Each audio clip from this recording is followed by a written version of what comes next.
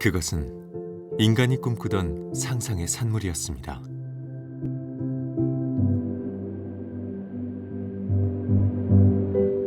로봇 사실 뭐 여느 남자 아이들이 다 로봇을 그냥 막연하게 좋아하잖아요. 막연한 미래의 존재였죠. 예전부터 그런 기계 형태 또는 움직이는 어떤 장난감이라든지 이런 것들을 굉장히 많이 좋아했었고요. 그 로봇들이 이제 우리의 일상으로 지금 많이 들어오고 있습니다. 드디어 현실이 된 상상. 사람의 능력을 극대화시켜주는 블루오션이다. 모든 생태계의 주도권이 기술에게 넘어가는 상황이라고 생각합니다. 21세기 기술의 총화. 로봇이 가져온 새로운 시대.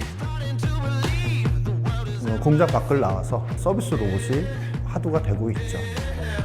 인간과 함께하기 위해 빠른 속도로 더 똑똑하고 더 섬세하게 진화하고 있는 로봇. 인간과 로봇의 상호작용, 즉 HRI. 물리지능이라고 얘기하죠. 피지컬 인텔리전스라고 얘기하는 분야라고 볼 수 있겠습니다. 그 로봇이 우리의 일상으로 들어왔습니다.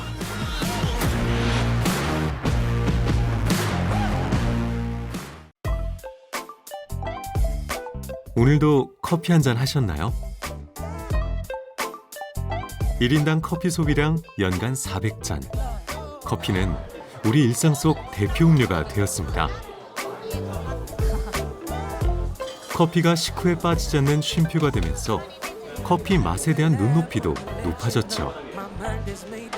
커피라는 상품을 만들어내는 데 있어서 세계 바리스타 챔피언들과 협력을 하기도 합니다. 바리스타 챔피언의 음료를 24시간 언제 어디서나 선보일 수가 있어요.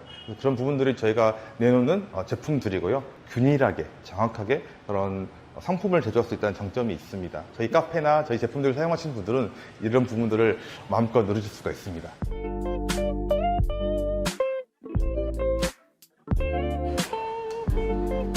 유명 바리스타의 이름을 건 핸드드립. 그런데 그 주인공은 다름 아닌 로봇입니다. 유명 바리스타의 핸드드립 동작을 학습해 재현하는 로봇이죠. 메뉴판에는 이제 로봇 드립이라고 되어 있는데 이제 일반 드립이신 줄 알고 주문을 했다가 기계가 내려주시고 이제 물으시는 분들도 많습니다. 로봇이 내려주는 바리스타 수준의 커피라니 시선이 절로 머뭅니다. 과연 세계 최초의 오픈형 드립 로봇이 내려주는 커피 맛은 어떨까요? 되게 한국인들이 호불호 갈리지 않을 정도의 딱 고소하고 약간 초콜릿 향이 나는 그런 커피인 것 같아요. 사람이 내린지 로봇이 내린지는 이상하다 이런 건 없어요. 되게 일정한 속도로 내려주더라고요. 그래서 사람이 내리면 벗어날 수도 있는데 로봇이 내리니까 더 맛을 균일하게 똑같이 내릴 수 있는 것 같아서 맛에 변함이 없을 것 같아요. 드립 로봇의 탄생은 한 공학자의 경험에서 시작되었습니다. 카페를 오픈을 했는데 오기로 했던 알바생이 안 오는 거예요. 그래서 제가 커피를 직접 내리고 있는 저의 모습을 보면서 이게 굉장히 오랜 기간 동안 혁신이 리테일 시장에는 없었다. 그래서 이거를 뭔가 혁신하려면 어떻게 해야겠냐라고 해서 로봇이랑 무인화 기술을 만들면 좋겠다라고 했고, 황 대표는 사용자 친화적인 로봇을 개발하기 시작했습니다. 저는 우리 일상에 적용되지 않는 기술은 좋은 기술이 아니라고 생각을 하거든요. 우리 할머니나 기술을 모르는 우리 어린이들도 이 기술의 어떤 소비를 이제 자연스럽게 할 수 있는 때가 왔을 때 그 기술적 가치가 충분히 크다라고 생각을 하거든요. 지금은 이제 팔이 커피를 만들고 있고 자율주행이 커피를 이동하고 있지만 팔다리가 합쳐지면 이제 그게 휴머노이드가 될 것이고 그 휴머노이드가 우리 일상생활에 들어올 것이고 집안에 들어올 것이라고 생각을 합니다.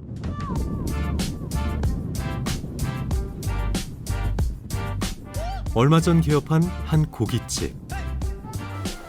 벌써 만석입니다.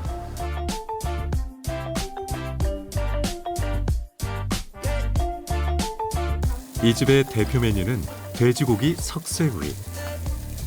보기에는 뭐가 다를까 싶은데 여느 고깃집과 다른 고기 맛을 자랑합니다.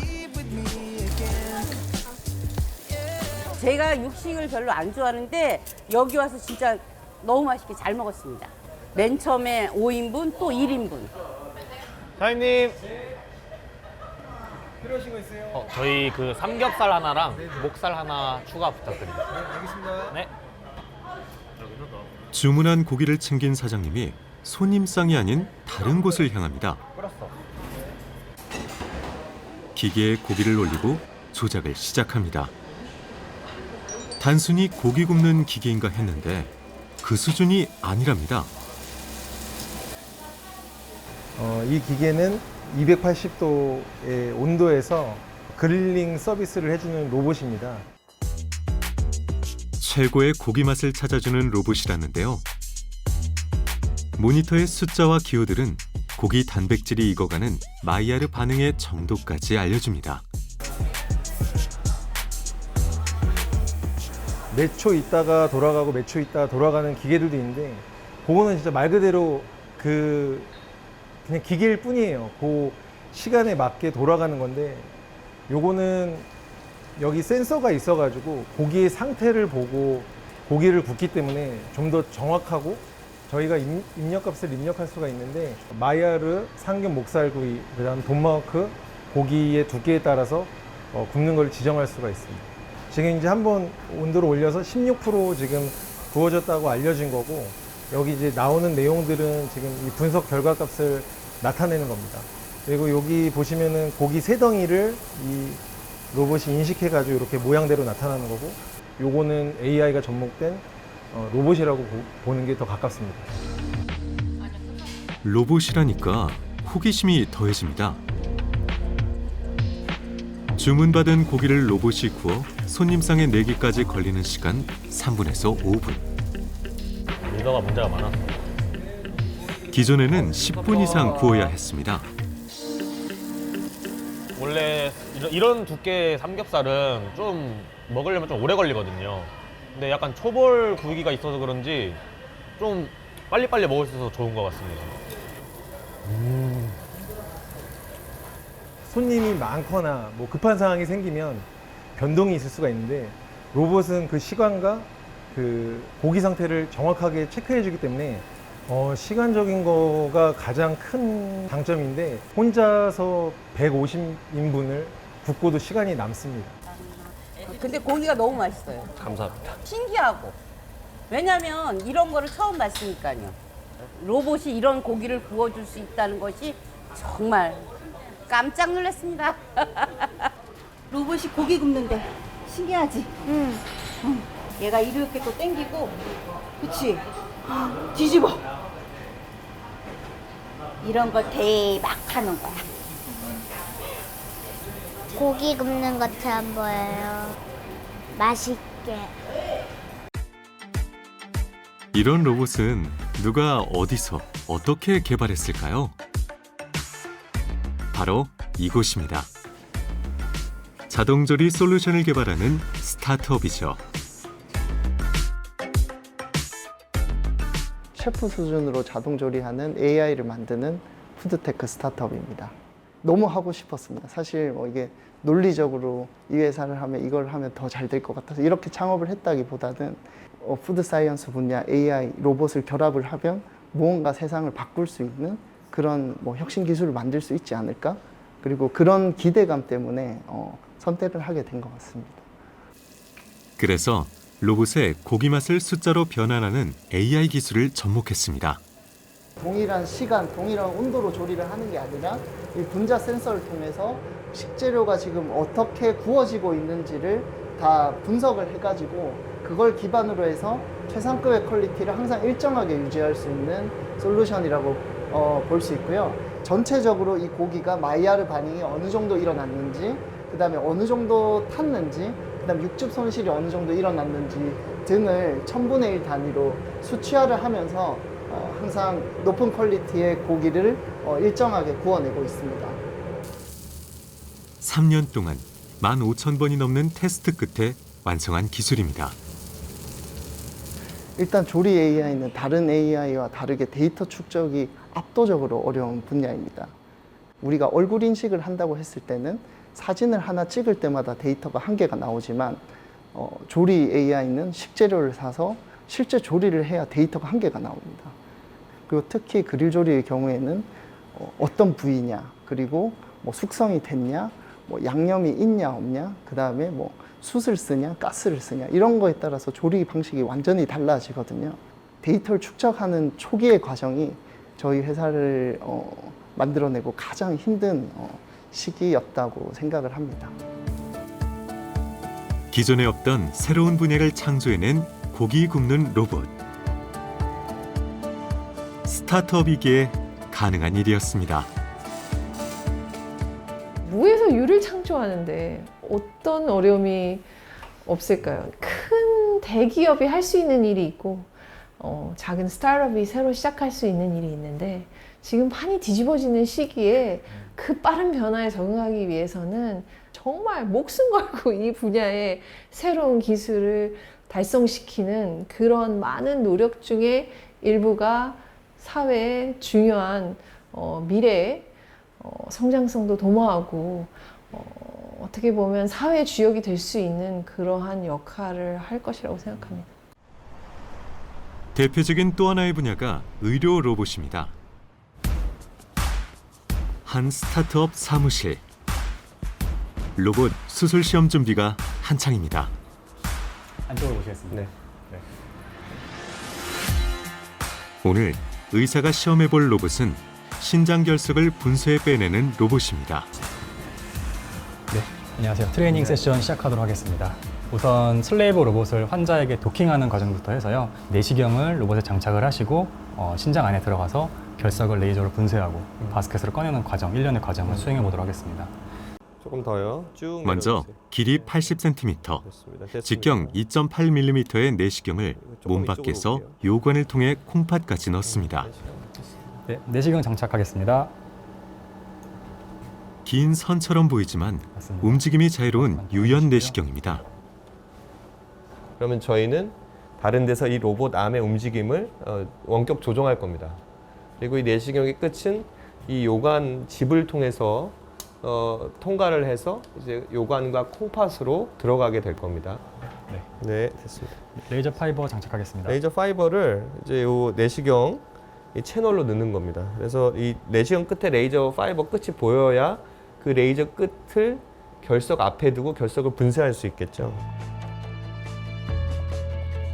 내시경 로봇 끝에 달린 레이저 광섬유는 신장 안에서 결석을 분쇄하는 역할을 합니다. 그렇지. 로테이션. 절개 없이 로봇 삽입이 끝났습니다.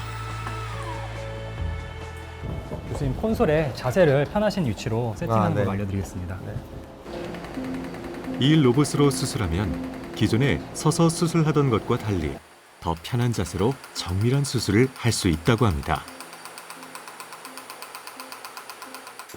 굉장히 정밀하게 움직일 수 있다는 걸 느끼죠. 이렇게 미세한 조정이 가능하다는 거. 이게 저한테는 제일 큰 장점인 것 같아요. 그리고 사람이 호흡에 따라 이 콩팥이나 결석이 움직이는 걸 보상하는 기능을 넣었어요. 그래서 그런 부분도 이 로봇 안에 담겨 있어서 결국은 돌이 움직이면 그래 내가 움직일게 그래서 따라갈 수가 있는 거죠. 한 수술방 안에서 거리에 상관없이 저희가 수술을 할 수 있고 그렇기 때문에 인터넷이나 통신상의 장애만 없다면 우리나라 사람이 네팔에 있는 환자를 수술할 수도 있는 거예요. 레이저로 돌을 부수고 나면 로봇은 분쇄된 돌이 요관을 통해서 나올 수 있는 크기인지 어느 길로 나와야 하는지 알려줍니다. 세계 최초의 첨단 기술입니다. 국내 처음으로 국가과제 의료 로봇 개발 연구를 시작했던 권 대표가 제자들과 이룬 성과입니다. 의료용 로봇 연구자인 카이스트 교수가 기술 창업해 만든 신장결석 제거 수술 로봇이 세계적인 혁신 기술상을 받으며 상용화를 앞두고 있습니다. 신장결석은 10명 중 1명이 걸리는 흔한 질병이고 재발률도 높습니다. 하지만 지금까지 이를 위한 수술 로봇은 없었습니다. 공학자들은 엔지니어 아닙니까? 엔지니어는 논문 쓰고 끝내서는 안 된다. 그 연구 결과가 실제 세상을 바꾸는데 기여를 해야 된다고 생각하는 거죠. 사실 창업을 하려면은 큰 용기가 필요했습니다. 그 용기를 갖는데 20년이 넘게 걸린 거죠. 27년 동안 로봇을 연구하며 학생들을 가르쳤던 권 대표는 8명의 제자들과 학내 창업보육센터에서 창업했습니다.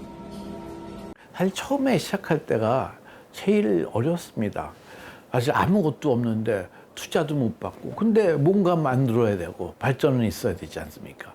그래서 처음에는 월급도 저도 월급 안 받았고 우리 학생들도 다 학생 연구원으로 월급 받고 살았고 저는 스타트업은 할 수 있다라고 생각하는 사람들이 모여서 모르는 거를 배워서 하나씩 해가는 겁니다. 창업에서 상용화까지 세계적인 의료기기 회사도 10년 이상 걸리는 개발을 6년 만에 해낸 권 대표와 제자들. 오늘도 세상에 없는 의료 로봇 개발에 여념이 없습니다. 저의 박사 시절 지도 교수님이셨습니다. 원래는 교수님이었다가 지금은 대표님. 예, 맞습니다. 그때는 우리가 어떤 연구를 하면 좋을까, 어떤 게 세상에 없던 건가까지만 생각을 했었는데 요즘은 실제 시장은 어떻고 시장에서 필요로 하는 게 무엇이고 거기에 우리가 어떻게 원가까지 맞춰가며 만들 것인가에 대한 좀 더 다양한 영역을 함께 고민하게 되어서 더 고민의 폭은 넓어졌지만 재밌어지는 것 같습니다. 목표는 더 안전하고 손쉬운 수술 로봇을 만드는 것입니다. 이렇게 작으면서도 이렇게 유연하게 휘면서도 힘이 있는 이 조인트가 우리한테 쓸모가 있습니다. 현재는 차세대 유연내시경 수술 로봇을 개발 중입니다. 사람 몸속에 있는 관을 통해서 수술하는 유연내시경 수술 로봇의 도구입니다. 수술 도구입니다. 근데 이 수술 도구가 전부 다 이렇게 막대기 같이 뻣뻣한데 이거는 이렇게 유연하게 휠 수가 있어요. 이렇게 작고 유연하면서도 아주 큰 힘을 이게 수술 바늘을 꼭 잡고 꿰매야 되거든요. 이런 도구 개발하는 건 쉽지가 않습니다. 사제지간이 의기투합해 개발한 세계 최초의 기술. 하지만 로봇을 완성한 후에도 넘어야 할 산이 많았습니다. 의료기기 산업을 하려면은 실탄이 많이 필요하다. 우리는 돈을 많이 투자를 해야 됩니다. 그래서 적게 투자를 받으면 우리가 원하는 고을까지 정해진 시간을 못 갑니다. 그래서 그때 한 300억 정도가 모였는데요. 프로토타입부터 시작해서 실제 의료기기까지 만드는데 5년 걸렸고요. 전기 기계적 안정성 테스트 해야 됩니다. 그다음에 아까 얘기하신 전자파 인증도 받아야 됩니다. 생화학적 테스트도 해야 됩니다. 그다음에 독성 테스트도 다 해야 됩니다. 멸균 테스트도 다 해야 됩니다. 동물 실험, 임상 실험, 그 후에 또 보험 코드를 받아야 됩니다. 그래서 이제 병원에서 수술을 시작할 수가 있는 거죠. 그게 6년 걸렸습니다.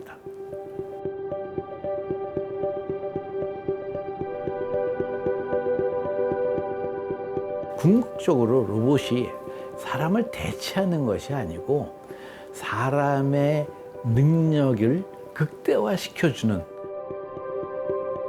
의사의 수술 능력을 극대화시켜주는 겁니다.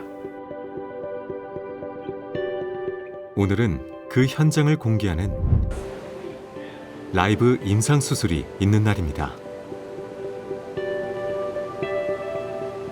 특히 해외에서 많은 의사들이 참가했습니다.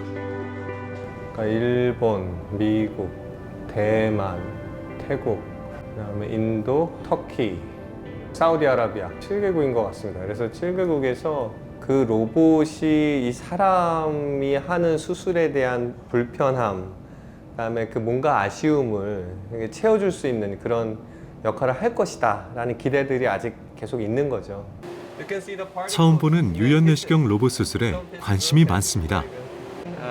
This one is the laser, right? Yeah, this is the view for device, which are moving in and out, right? And this is the same button with the pedals, actually.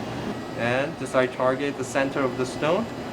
This time, just I can start my fragmentation of the abscessions. It's very fast. I'm from Turkey, Istanbul. I'm Cevat Tevfik from Istanbul University Medical Faculty. And we had a great case with Professor Cho. He had shown us the new platform of the robotic endourologic system where he performed a case of stone surgery. Quite good and smooth operation while Professor Cho managed to insert a laser fiber very smoothly, control the laser fiber tip. 독자적인 기술력으로 새로운 시장을 열기까지. 그 뒤에는 기술을 알아보고 기다려준 벤처 투자가 있었습니다. 그래서 제가 생각하기에는 블루오션이다. 우리 기술을 적극 활용할 수 있는 블루오션이라고 생각을 해서 여기에 먼저 상용화를 시작하였습니다. 만약에 그때 투자를 못 받았다면? 투자를 못 받았으면은 근데 스타트업은 가르쳐 줄 사람이 없어요. 경험해 본 적도 없어요. 그다음에 세상에 없는 물건이에요. 그래서 이거 어렵다 못한다 그러면 못하는 겁니다. 아무리 시도를 하고 싶어도 투자를 받지 못하면 시도를 할 수 없기 때문에 어떻게 투자하느냐는 정말 중요한 문제가 아닐 수 없는데요. 기술을 선점하지 못하면 도태될 가능성이 훨씬 더 높습니다. 현재 우리나라 로봇 산업은 매년 3% 이상 성장하며 시장 규모 5조 원을 넘어섰습니다. 기술이 이끈 성장입니다. 이 로봇이라는 거는 단순한 기술이 아니라 융합 기술입니다. 모든 분야에 다 연결 요소가 돼 있어요. 이 로봇이 발전하면서 뭐 부품 산업도 그렇고 컴퓨터 프로그램 쪽도 그렇고 뭐 모든 분야, 센서 분야도 그렇고 다 융합이 돼 있기 때문에 같이 성장하는 거예요. 그래서 로봇 분야를 개발한다는 거는 같은 모든 산업에 시너지 효과를 낼 수 있다는 거거든요. 물론 로봇도 어마어마한 산업 규모가 커질 겁니다. 더 커지겠죠. 로봇은 일상의 편리함을 넘어 삶을 일으켜 세우는 존재가 되기도 합니다.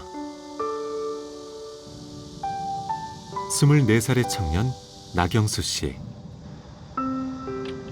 경수 씨의 몸이 처음부터 이렇게 불편했던 것은 아닙니다. 초등학교 시절 원인 모를 하체 마비와 변형이 시작되더니 증상이 점점 심해졌습니다. 원인도 모르고 잘 걷고 있다가 갑자기 내 몸이 변화한 것을 보고 많이 상처도 많이 받고 주변에서도 막 저런 사람이랑 다니지 마라. 이렇게 저 사람은 되게 좀비같이 걷는다. 아니면은 나이도 어린데 왜 이렇게 흔들면서 걷나. 병명을 아는 데만도 수년이 걸렸습니다.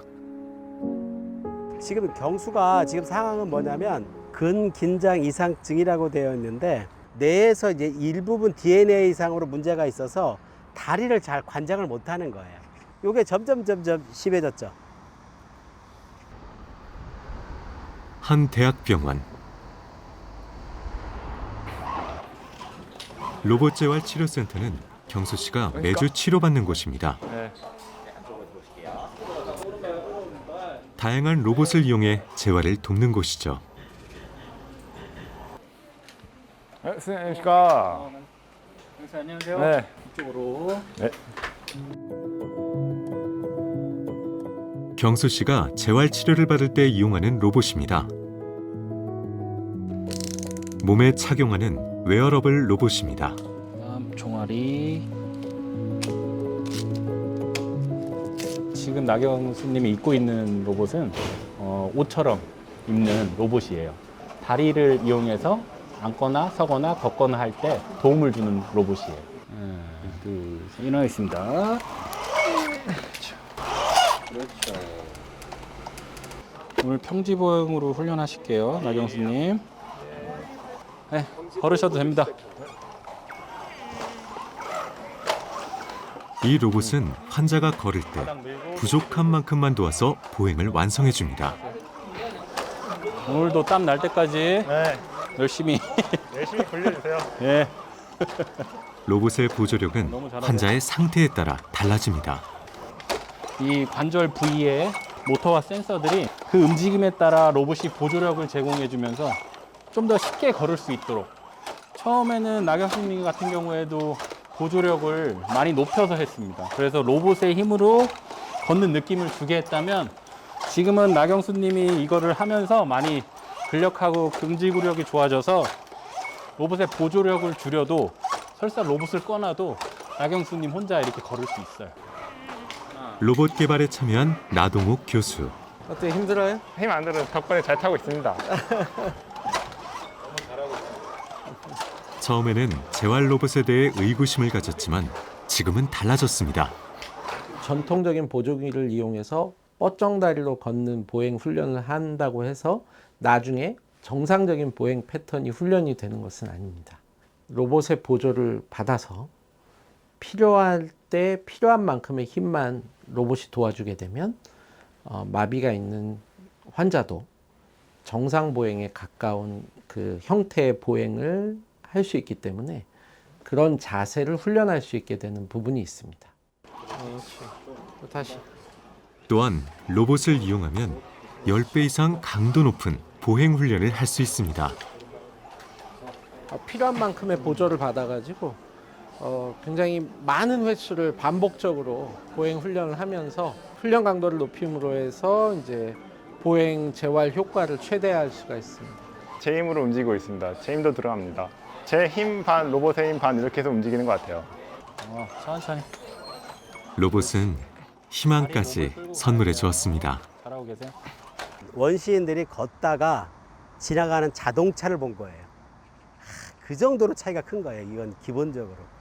이게 어떠한 동작을 내 마음대로 할 수 없는 사람한테는 로봇이라 하는 게, 그것도 더군다나 착용, 웨어러블이라는 게 엄청난 이 경험을 하게 해주는 거예요. 하늘이 없는 동굴에서 살다가 하늘을 보고 이런 곳이 있구나 하는 그 정도의 차이예요. 저희가 환자의 그 가족으로서 느끼는 것은.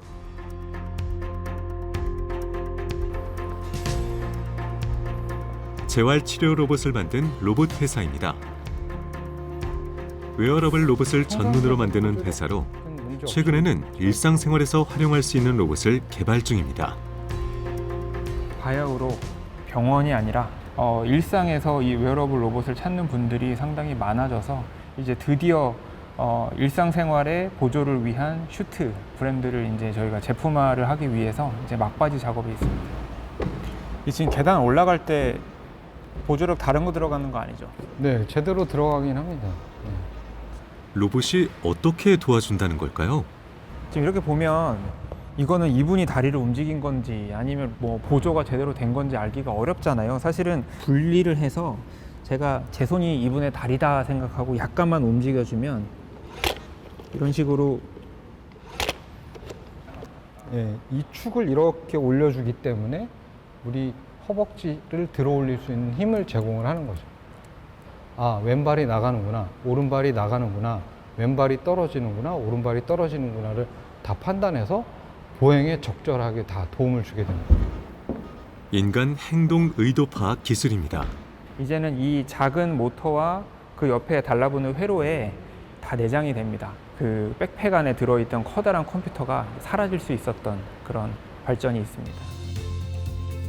2016년 세계 로봇 사이베슬론 대회에서 동메달을 따면서 기술력을 인정받은 공경철 대표는 이듬해 스타트업을 창업하고 2020년 금메달을 거머쥐었습니다. 아이언맨은 저의 가장 친한 친구이자 가장 미운 친구인데요. 왜냐하면 제가 어디 가서 세미나를 하거나 발표를 할 때마다 항상 비교당하는 게 아이언맨이라서 네, 아직은 저희가 날아가지는 못합니다만 네, 평지를 걷거나 뛸 때 아니면 오르막을 오르거나 내릴 때 그런 정도의 동작에서는 뭐 아이언맨이 하는 거 충분히 한다고 생각합니다. 네, 저기 한번 올라가시죠. 세계 최고의 기술을 가지고 창업했지만 연구는 시작일 뿐 상용화의 길은 멀고 험했습니다. 하나의 기업이 성장하는 데에는 이제 기술이 필요하고 그 다음에 사람이 또 필요하죠. 그 다음에 시스템이 필요하거든요. 마지막으로 돈이 필요하죠. 대부분은 다 기술만 있으면 뭔가 사람도 모이고 돈도 들어오고 이럴 거라고 생각했고 저도 처음에는 그랬었는데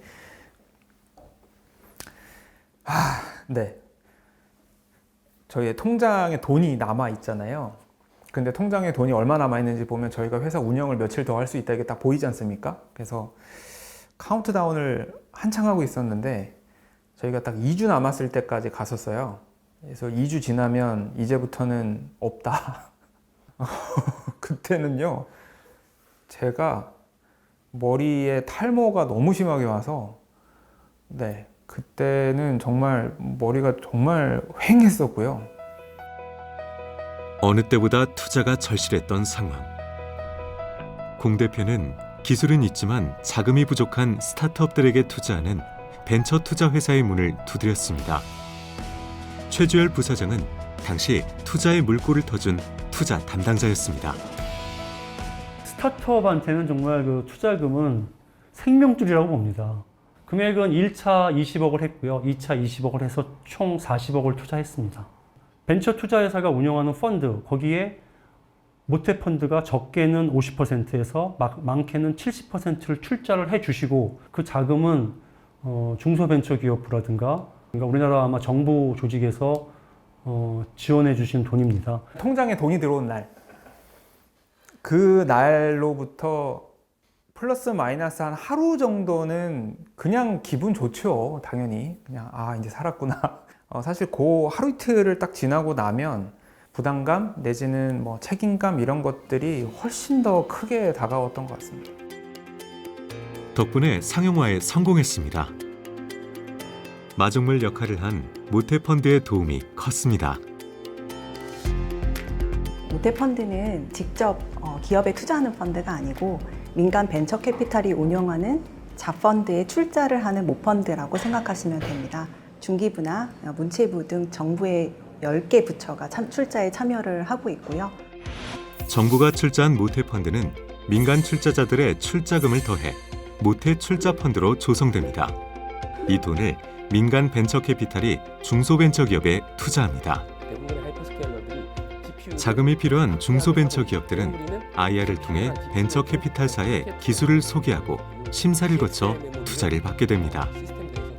중요한 거는 업체 발굴인데요. 패러다임을 바꿀 수 있는 혁신적인 어떤 사업 모델. 두 번째 저희가 투자할 때 보는 중요한 기준은 글로벌 경쟁력과 확장성입니다. 중요한 거는 결국 창업자와 창업팀들이라고 생각합니다.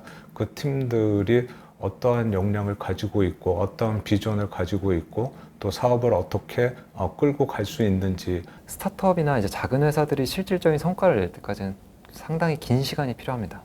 그래서 저희가 펀드가 설정되어 있는 게 보통 이제 한 7년에서 8년 정도 설정이 되어 있는데 그 기간 동안은 회사가 계속 헛스를 하고 도전하고 실패하고 다시 도전하고 이런 기회들이 주어지는 거라고 저는 이해를 하거든요. 한 로봇 스타트업 대표인 엄윤설 씨.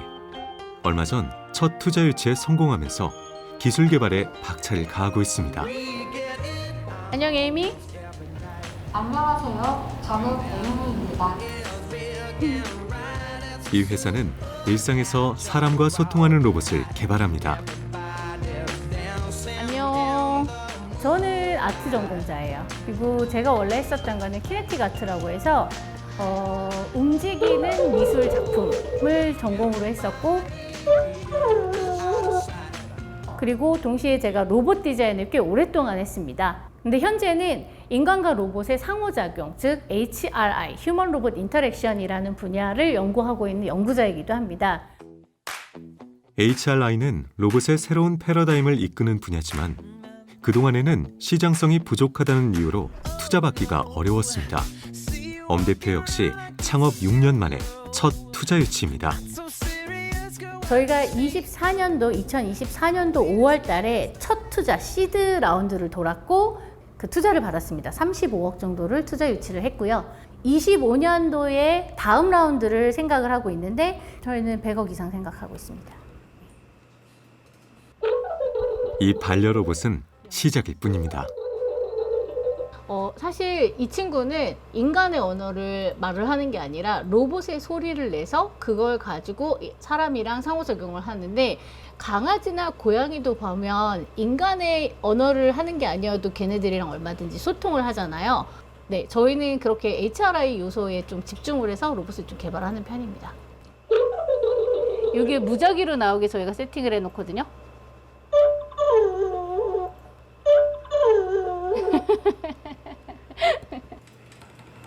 이런 로봇의 개발은 스타트업의 생존 과정이기도 합니다. 요즘 스타트업은 사실 이렇게 대표 방을 따로 만들지 않는 게 유행이에요. 예, 그래야 조금 더 빠르게 소통도 되고. 직원들은 생각이 다를 수 있잖아요. 쓱. 어떡해. 대표님 옆자리 어떠십니까? 아주 좋습니다. 야, 지켜보고 있다. 이곳에서 지난 6년 동안 꿈을 키워왔습니다. 처음에 시작을 했었을 때 뭐 한 13명 막 이랬는데, 사무실 2개 쓰고 있던 거를 지금 7개를 쓰고 있으니까 사무실 규모 자체는 2배 넘게 커졌어요. 이제 더 큰 꿈을 키워갈 시간입니다. 이제 투자금이 들어와서 저희도 이제부터 생산에 대한 경험을 쌓기 위해서 새로 셋업하는 공간입니다. 아직은 아무것도 없네요. 예, 이제 세팅을 하기 시작을 했어요. 네, 투자금이 이제 들어왔기 때문에 네, 생산에 대한 경험도 이제 쌓기 시작하겠죠. 이곳에서 더 유용하고 진일보한 일상 속 로봇을 만들 꿈을 꿉니다. 준비됐나요? 나 좀 보여주세요. 풀어야 할 숙제는 많습니다. 인간과 소통하려면 더 똑똑해져야 하고 가격 경쟁력도 갖춰야 합니다. 라이트 하나, 둘, 셋. 투자 없이는 불가능한 목표입니다. 프레임이 완성이 되고 플랫폼이 완성이 된다고 해서 끝이 아니라, 거기다가 저희가 인공지능도 입혀야 되고, 그 다음에 동작을 위한 학습도 시켜야 되고, 여러 가지 할 일이 많이 남아 있습니다. 그 다음에 여기서부터 우리가 더 많은 수의 로봇들을 조립을 하고 테스트를 해서 생산을 하고 시장에 진입할 때까지는 얼마나 많은 인력들이 얼마나 많은 리소스를 사용하게 될 것인가 라고 생각을 해보면, 이제부터는 또다시 한 수십억이 또 들어가겠죠. 이런 말이 표현이 적절할지 모르겠지만 저는 로봇은 돈덩어리라고 표현을 하거든요. 좋은 기술을 알아보고 기다려주는 투자가 절실했고, 엄 대표에게는 이번 투자가 그랬습니다. 저희한테는 날개를 달아주셨다라는 표현이 맞을 것 같아요. 사실 저희가 뛰는 것만으로는 부족해요. 저희 지금 날아야 되는 상황인데, 5월 달부터 지금 9월 정도, 한 4개월? 펀드 받은 지 한 4개월 정도에 지금 인원이 거의 2배가 돼가고 있거든요. 막 열심히 달리고는 있는데, 날개가 있으면 우리 더 빨리 갈 텐데 라고 생각을 하고 있는 상황에서 그 펀드가 저희한테 날개가 되어주신 거죠. 중국 베이징.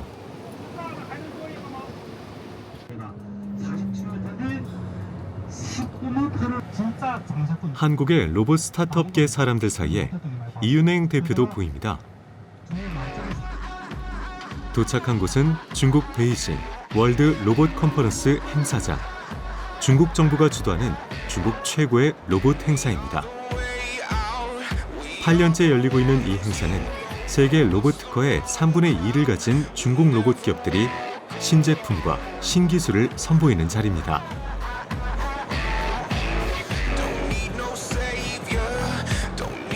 때문에 로봇의 최신 트렌드 확인은 물론 전 세계 관련 전문가들을 만나 비즈니스 기회를 만들 수 있는 자리이기도 합니다.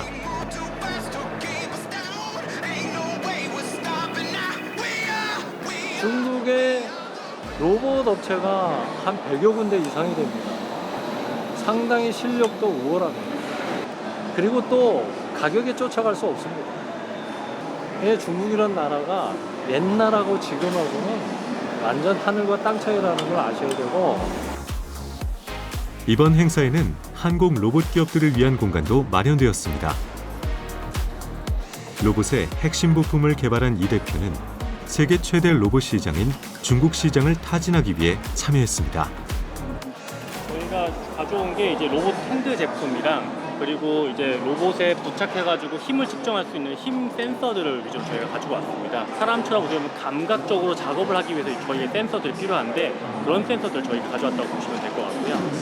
원래는 기존에 이런 센서가 외산 센서를 보통 많이 사용하셨었는데 굉장히 고가입니다. 뭐 센서 하나에 600만 원부터 해서 1000만 원까지 굉장히 고가의 센서류다 보니까 사용이 좀 어려웠었고요. 저희는 이제 이거를 국산화 해가지고 로봇에 좀 더 쉽게 부착할 수 있는 그런 부품으로서 판매를 하려고 하고 있습니다. 기존 제품의 성능에 뒤떨어지지 않으면서 가격 경쟁력이 있는 로봇용 센서는 업계 관계자들의 이목을 집중시켰습니다. One or two? How long does it take? 3 months. 3 months. And it is already ready to use for all Yeah. $1,000. Yeah. So a little bit cheaper than Shadow. Yes. Yes. Warehouses and factories and clients who want more automation without changing the environment. So having a natural human hand is very useful for them to understand how to integrate the robot into their workflow. 현재 전 세계 로봇 산업은 미국과 중국이 치열한 각축전을 벌이는 가운데 로봇에 AI가 접목되면서 또 한 번의 전환점을 맞고 있습니다. 과거에 우리가 이제 많이 좀 뒤떨어져 있던 전통 로봇 분야에서 AI 로봇 분야로 넘어오면서 우리가 뭔가 이렇게 따라잡거나 혹은 오히려 앞서 나갈 수 있는 기회를 우리가 이제 가지게 됐다고 볼 수 있습니다. 이것들이 거저 주어지지 않죠. 중국과 미국에 대적할 수 있을 만한 우리의 그 능력치를 키울 수 있도록 국가가 정책적으로 집중적인 투자를 하는 것이 매우 중요할 것이다. 이렇게 생각합니다.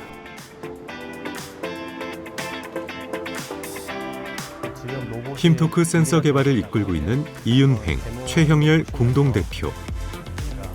스승과 제자로 만난 둘은 지난 2019년 동료들과 함께 창업했습니다. 최 교수의 30년 연구 이력에 제자들이 패기를 더한 것입니다. 최영권님 시작합시다. 최근에는 핵심 부품 기술을 기반으로 완제품 로봇 개발을 시작했습니다. 서비스 로봇들, 그런 다양한 로봇들이 저희의 부품들을 탑재해가지고 이제 로봇들이 이제 개발될 텐데 저희가 목표로 하는 것은 정말 사람의 작업, 어떻게 보면 사람이 이 감각적으로 해왔던 작업들을 이제 로봇을 통해 가지고 자동화하는 것까지 목표를 조금 하고 있고요. 이번 개발이 성공하면 지금까지 자동화가 어려웠던 공정도 가능해집니다. 실제 저기 가운데 보시면은 그 네모나게 되어 있는 데가 실제로 이 열화상 카메라를 통해 가지고 측정하고 있는 카메라입니다. 인간과 함께할 로봇이다 보니 안전 문제가 화두입니다. 그 인간의 오감과 관련되는 보기도 하고 또 다가오는 것도 저희들이 센싱을 하고 또 부딪혔을 때 힘이 어느 정도 부딪혔는지 이런 다양한 감각들을 전부 종합을 해서 물리지능이라고 얘기하죠. 피지컬 인텔리전스라고 얘기하는 로봇 자체가 그 물체와 혹은 뭐 환경과의 이런 관계에 의해서 나오는 힘들을 센싱을 해서 적절하게 힘을 조절을 하고 인간과의 그 물리적인 접촉을 했을 때 어떻게 로봇이 동작을 하느냐가 굉장히 중요한 이슈가 되겠죠. 인간과 같은 공간에 있을 로봇이야말로 힘 조절이 관건인 만큼 힘토크 센서의 역할이 더욱 중요합니다. 그래서 두부도 옮길 수 있는 섬세한 센서까지 개발했습니다. 피자를 굽는다든지 뭐 이런 거를 하는 일들을 요새 로봇이 많이 하잖아요. 중간에 로봇이 피자를 옮기는데 뭐가 부딪힌다라고 얘기하면은 로봇은 굉장히 유연하게 부딪혔을 경우에라도 굉장히 말랑말랑하게 대응을 할 수 있는 것이고 또 가정에 들어와서도 그렇습니다. 인간과의 이렇게 접촉을 했을 때 굉장히 부드러운 반응을 할 수가 있는 것이고. 지난 5년 동안의 연구와 개발, 45억 원의 벤처 투자가 만들어낸 성과입니다. 이 토크 센서를 탑재하게 되면은 기존의 협동 로봇보다 훨씬 더 민감한 충돌력을 측정을 해가지고 이때 사람이 충돌하게 되면은 굉장히 가볍게 멈추게 됩니다. 사람한테 상해를 입히기 전에 멈추는 그런 기능들을 구현이 가능합니다. 부딪혔을 때 아프지 않아요? 네, 아프지 않습니다. 굉장히 가볍게 멈출 수가 있고요. 굉장히 민감한 충돌을 이제 보시는 것처럼 감지를 하게 됩니다. 센서가 없는 경우는 측정이 안 되는 걸 볼 수가 있고요. 굉장히 큰 힘을 줘야지만 측정이 되다 보니까 사람한테는 거의 두들겨 맞는 수준이 되어야지만 측정을 하고 멈출 수가 있습니다. 이렇게 들어가 있다고 보시면 될 것 같습니다. 덕분에 우리는 진일보한 로봇을 일상에서도 만날 수 있게 되었습니다. 그것은 우리에게 곧 다가올 미래이기도 합니다. 로봇이 더 많은 작업들을 인간과 이제 함께 하게 될 텐데 그때 로봇이 사람과 안전하게 공존할 수 있는 실제로 우리 생활에 들어오고 또는 이 로봇이 내가 만든 로봇이 그런 작업들을 해주고 사람들에게 도움이 되는 일들을 하면은 얼마나 좋을까 그런 생각을 했었던 것 같습니다. 인간을 닮아가며 빠르게 일상 속에 자리 잡기 시작한 로봇. 그 최전선에는 로봇과 함께하는 더 멋진 일상을 꿈꾸는 스타트업들이 있고 이들은 더 큰 변화를 준비하고 있습니다. 또 농경 시대에서 산업혁명을 통해서 공업화 시대로 넘어왔죠. 그것도 우리의 삶을 굉장히 많이 바꾸어 나왔을 겁니다. 충격파가 굉장히 컸을 거예요. 근데 이 공업화의 시대에서 이제 로봇의 시대로 넘어가면 속도도 우리가 경험해보지 못했을 정도로 엄청나게 빠를 것이고요. 우리가 어쨌든 경험해보지 못했던 형태의 굉장히 큰 변화들이 우리 삶 속에 찾아오지 않을까 그렇게 생각을 합니다. 로봇이 점점 사람과 공존할 수 있는 시대가 올 것이다. 자, 사람과 공존을 하면 결국은 그 산업이 어마어마하게 커질 것이고 거기에서 필요한 기술을 연구하고 개발하고 플러스 운영하고 설치해주고 관리하는 그런 인력까지 폭발적으로 늘어나는 거죠. 우리는 그거를 대비해야 됩니다. 거부할 수 없는 거대한 물결로 우리의 일상을 바꾸고 있는 로봇. 로봇 시대는 이미 시작되었습니다.